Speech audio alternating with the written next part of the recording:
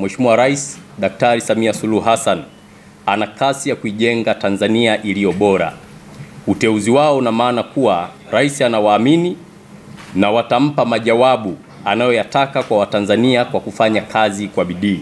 Hivyo chama kinawataka mawaziri na manaibu waziri waende kufanya kazi kwa weledi na wasiweze kumwangusha rais na mwenyekiti wetu wa Chama cha Mapinduzi. Lakini pia mawaziri na manaibu waziri wengi ni wapya.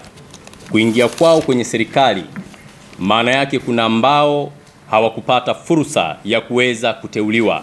Hivyo basi kipindi wanafurahia uteuzi huo na wamesha kula kiapo kuingia kwa ofisini, wakumbuke kuwa rais hana mchezo na anataka kazi na utendaji uliotukuka, uliojawa na utu ndani yake kwa Watanzania wote.